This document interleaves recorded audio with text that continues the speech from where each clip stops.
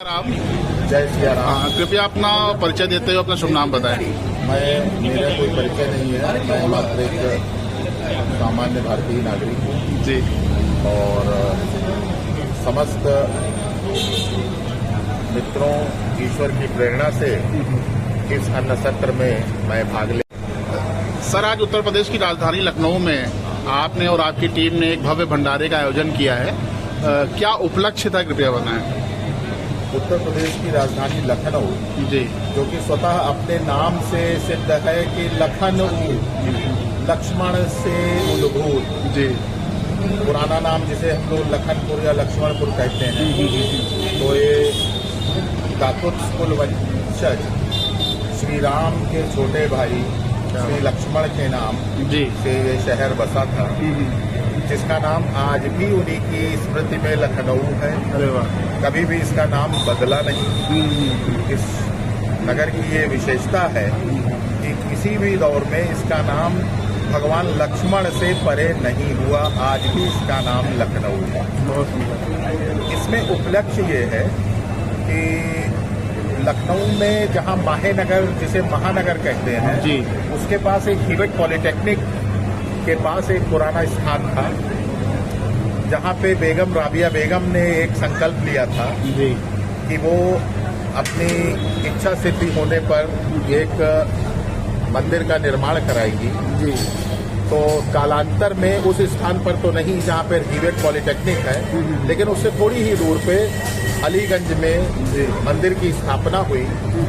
उस मंदिर की एक खास बात यह है कि उस पर इस्लाम का एक प्रतीक चिन्ह चांद तारा स्थापित है, जबकि सामान्य भारतीय चाहे स्मार्ट मंदिर हो, चाहे नागर शैली के मंदिर हो, चाहे दक्षिण भारतीय शैली के मंदिर हो, उन पे अलग अलग चिन्ह अंकित होते हैं। किसी पर त्रिशूल है, किसी पर केवल शूल है, किसी पर अन्य कोई। इसके अतिरिक्त जी, ज्येष्ठ माह में होने के कारण इस पूरे पर्व का जो हर ज्येष्ठ माह में पड़ने वाले हर मंगलवार को मनाया जाता है, जी, इसका एक विशिष्ट महत्व है। जी, इसका विशिष्ट महत्व ये है कि केसरी के पुत्र भगवान हनुमान का जब उपनयन हो गया, जी, जी, और उनको मूंज का यज्ञोपवीत उन्होंने पहन लिया, कौपीन धारण किया और ब्लैक पक्षी चर्म पहन ली, और ब्रह्मचारी, जी, जी, it was mandatory to wear the black church, black buck skin. Nowadays it is prohibited and you will be in trouble. Exactly. But for a brahmachari, Krishna मृग, काले हिरण की ब्लैक buck की खाली पहन के उसको रहना पड़ता था, उसके नियम थे। तो उसकी माता जी ने कहा ये लड़का इधर उधर भटकता रहता है, बेकार घूम रहा है, तो इसकी ट्रेनिंग की जाए, इसको दीक्षा दी जाए। जी, जी, तो दीक्षा के लिए उन्होंने भगवान सूर्य से, जो कि उनके औरस पिता भगवान पवन के स्वाभाविक मित्र हैं, जी, उनके पास भगवान हनुमान गए। वहां उनके सारथी अरुण से उनकी मुलाकात हुई। अरुण ने उनकी मुलाकात भगवान सूर्य से कराई। तो भगवान सूर्य ने कहा, वो ज्येष्ठ का महीना था, जी, जी, भगवान सूर्य ने कहा, अरे भाई खूब प्रसन्न रहो बालक, तुम पर तो मेरा सदा ही आशीर्वाद है। बिल्कुल बिल्कुल। पर मैं तो निरंतर अपनी यात्रा में रहता हूँ, अपने कर्म में लीन रहता हूँ, तुमको शिक्षा कब दूंगा? बिल्कुल। मैं तो अथक निष्काम भाव से निरंतर अपनी यात्रा में रहता हूँ। भगवान सूर्य की कैसी यात्रा? जैसे कि हम सारे ग्रह उनके आकर्षण में बंधे नाच रहे हैं, उनको कृष्ण बनाकर सारे ग्रह गोपिका की तरह नाच रहे हैं, वैसे ही भगवान सूर्य एक बृहद उसमें नाच रहे हैं। जी, बिल्कुल बिल्कुल। भगवान सूर्य तो हनुमान जी ने अपने विद्वता, बुद्धिमत्ता और प्रत्युत्पन्न मति से तुरंत उत्तर दिया कि गुरुदेव उसमें कोई समस्या ही नहीं, जैसे जैसे आप चलेंगे आपके आगे आगे मैं चलता रहूँ। जी, जी, जी। Then this started in the month of Jyeshtha, ज्येष्ठ के महीने में उनकी दीक्षा हुई। ज्येष्ठ के महीने में ही उन्होंने परिक्रमा भगवान की भगवान सूर्य नारायण की। और उनकी शिक्षा भी ज्येष्ठ के महीने में ही पूरी हुई। और उन्होंने उनको गुरु दक्षिणा के रूप में पूछा कि क्या दिया जाए आपको गुरुदेव गुरु दक्षिणा के रूप में। जी जी। तो उन्होंने कहा मेरे ही वंश में हाँ जी हाँ। अयोध्या में चक्रवर्ती सम्राट दशरथ के सुपुत्र श्री राम अपने दंडकारण्य से इधर अभियान पर, राक्षसोन्मूलन अभियान पर निकले हुए हैं। वहाँ एक पर्वत पर मेरा बेटा Sugriv, is my son, Sugriv है, तुम उसकी सेवा करो, then you will get an opportunity to serve my family member in the shape of Ram and Lakshman. तो उन्होंने गुरु दक्षिणा के रूप में सुग्रीव की सेवा प्रदान की, जो कि भगवान सूर्य के सुपुत्र थे। तो उधर से भगवान सूर्य के वंशज भगवान राम, इधर सुग्रीव, दोनों की सेवा करते हुए भगवान हनुमान ने निरंतर अपने आप को सिद्ध किया। उनके जैसा योगी, उनके जैसा तपस्वी, उनके जैसा आत्मनियंत्रित मानस, मनसा वाचा कर्मणा, मनुष्य अथवा पशु अथवा अर्ध मनुष्य मिलना इस संसार में अद्वितीय है। इसीलिए भगवान हनुमान अद्वितीय हैं। इसीलिए ये ज्येष्ठ का पर्व हम लोग मना रहे हैं, क्योंकि ज्येष्ठ माह में उनकी जो दीक्षा हुई उसी से उनका जीवन आगे का परिभाषित हुआ। जी जी जी। तो ज्येष्ठ माह का ये अत्यंत महत्व है। और हम लोग लक्ष्मण के शहर में रहते हैं, तो ये तो हमारा एक काम है कि हम ये मनाए, दायित्व है और हमारा ये नैतिक कर्तव्य है कि हम ये मनावे पर्व। ये पर्व न केवल इस आशय का है कि ये भंडारा ये अन्न की महिमा भारतीय वाङ्मय में, भारतीय जितना भी संहिताएं, वेद, निगम, आगम, अन्न की महिमा का सदा वर्णन किया गया है। अन्न ब्रह्म है। अन्न क्यों ब्रह्म है? जी, क्योंकि जब पंचाग्नि विद्या में चौथी अग्नि पुरुष में अन्न की चौथी आहुति जाती है, तब उसके बाद पुरुष स्वयं अग्नि बनता है पांचवी आहुति नारी के लिए। क्या बात! तो अन्न आहुतियों की श्रेणी में चौथी श्रेणी पर आता है। अन्न की महिमा है, अन्नदान की महिमा है। अन्न को जरूर संदेश होना चाहिए। किसी भी भंडारे में, किसी भी दावत में, किसी भी पार्टी में, किसी भी उत्सव में जी। और अन्न मनुष्य के पास न पहुंचे तो कम से कम जरूरतमंद पशुओं के पास तो पहुंचना ही चाहिए, लेकिन इतना वो संवर्धित न हो कि उनकी भी तबीयत खराब हो जाए। जी जी जी जी।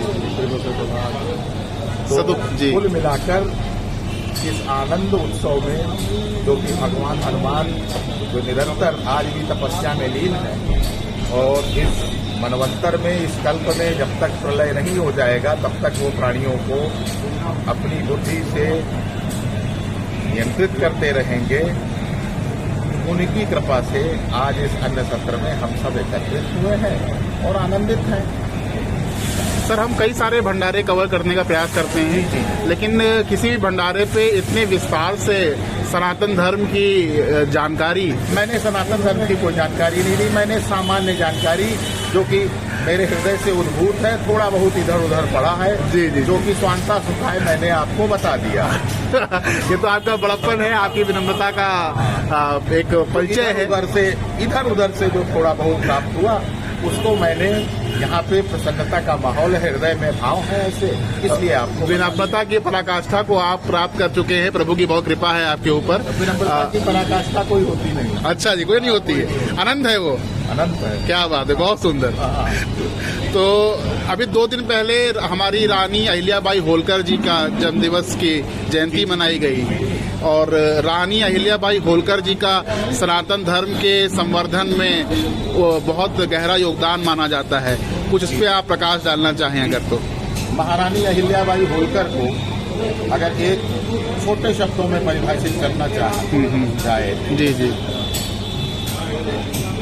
उस पावन नारी ने जी भारतीय समाज, भारतीय मानस, भारतीय पिटा हुआ मानस, कुंठित मानस को चेतना प्रदान करने का जो कार्य किया, इतनी क्रूर और विषम परिस्थितियों के होते हुए अपनी कूटनीतिज्ञ, अपनी रणनीतिज्ञ और अपनी अनन्य अटूट धर्म निष्ठा से उन्होंने ऐसे ऐसे कामों को संपादित किया कि जिसकी वजह से आज हम आप हिंदू स्वरूप में बैठे हुए हैं, उनके इस उपकार से कभी भी ऋण नहीं हो सकते।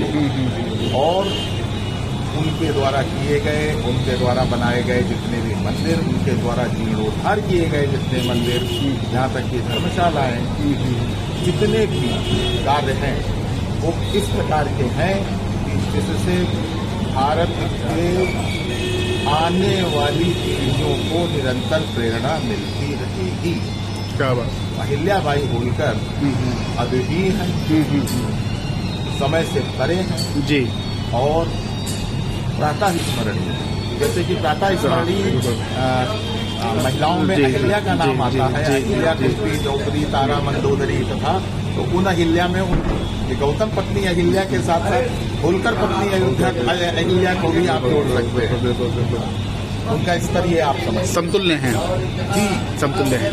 वो प्राचीन नारियां जिनको प्रातः स्मरण करना चाहिए उनको आंखें खोलने के बाद, उनमें से अगर अहिल्या नाम की आप वो देखें, तो अहिल्या नाम की एक नारी किस युग में भी पैदा हुई, आज से 200-250 साल पहले 18वीं शताब्दी में, जी, जिनको आप उनके समकक्ष रख सकते हैं। इसमें कहने में मुझे कोई संशय नहीं। जी जी जी। कल उत्तर प्रदेश के मुख्यमंत्री आदित्यनाथ जी गौ माता पे कुछ उद्बोधन दे रहे थे कि वो वैसे ही राष्ट्र माता हैं, उनको कोई घोषित करने की आवश्यकता नहीं है जी, कोई आवश्यकता नहीं। अच्छा जी। और योगी जी महाराज जी मंत्री हैं, लेकिन उसकी जो निष्ठा है जी, जहाँ से जुड़ी है, उस निष्ठा में तो आनंद, मस्ती जी, और मस्ती ये नहीं, सकारात्मक मस्ती, सकारात्मक वैचारिक स्तर पर उठी हुई मस्ती का ऐसा योग है। तो उन्होंने जो भी कहा बिल्कुल सही कहा, किसी घोषणा की जरूरत नहीं है गौ माता को राष्ट्र माता घोषित करने। बिल्कुल जी, वो स्वतः है, किसी के बताए से थोड़ी ना राष्ट्र माता हो जाएंगी कि ये हमारी माता है। हमें किसी ने बताया कि कौन हमारी माता है। बिल्कुल जी।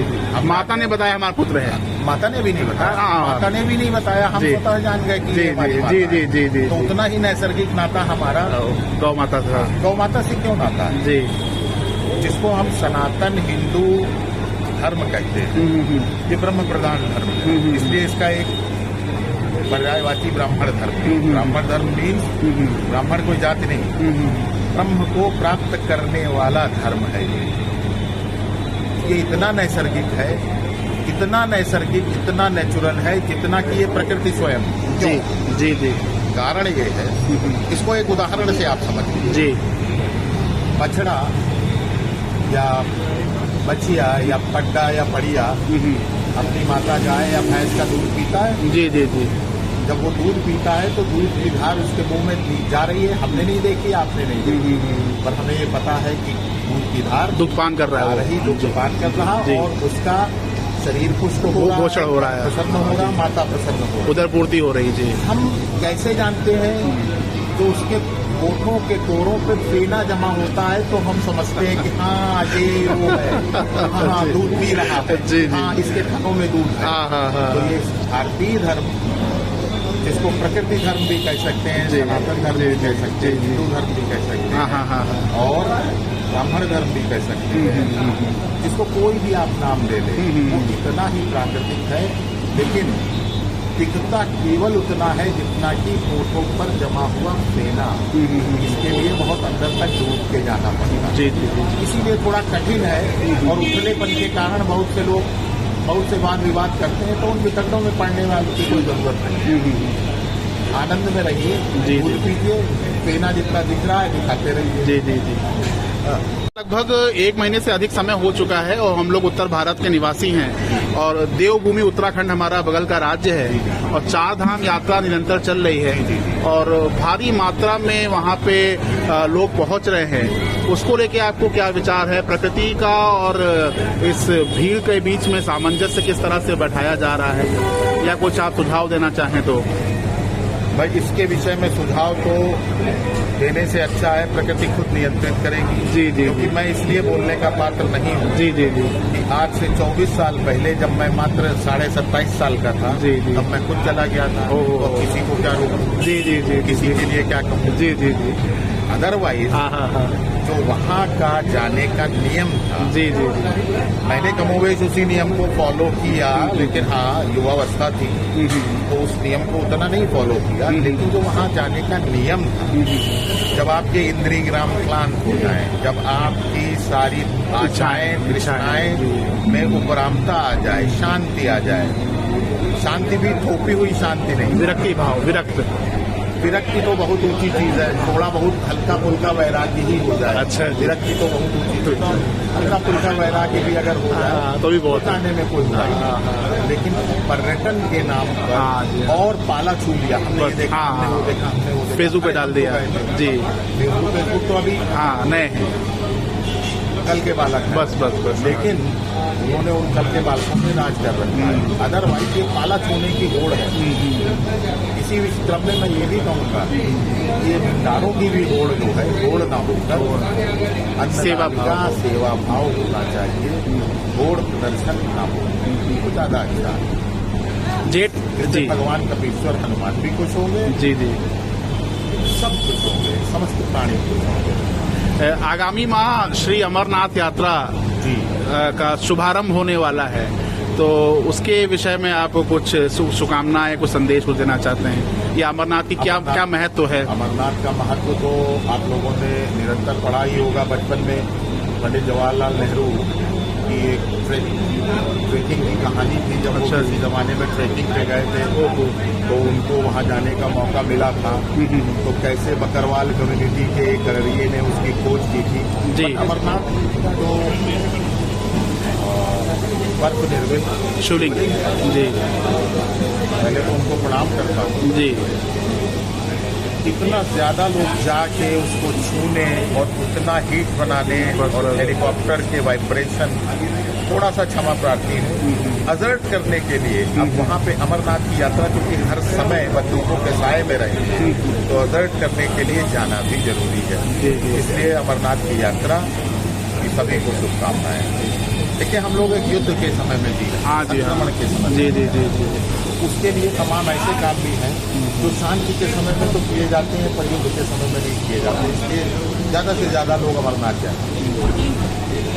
मोर्चा है समस्त लोगों को, आपको, आपकी उन्नति के लिए शुभकामना देते हुए, ईश्वर से प्रार्थना करते हुए, श्री राम जय राम। आप जैसे पुण्यात्मा को हम साधुवाद देते हैं। मैं पुण्यात्मा नहीं, मैं केवल आत्मा हूँ। जब तक पृथ्वी पर हूँ तब तक आपसे निवेदन है कि 2 शब्द हमें भी बोलने की अनुमति दें। तो सनातन धर्म की जो भी सेवाएं आप कर रहे हैं, अत्यंत विनम्रता पूर्वक जो आप कर रहे हैं, तो उसके लिए हम आपको साधुवाद देते हैं और मंगल कामना करते हैं। देखिए यहाँ पे पूरा जी समाज है, अभी उन लोग को भी हम कवर करेंगे।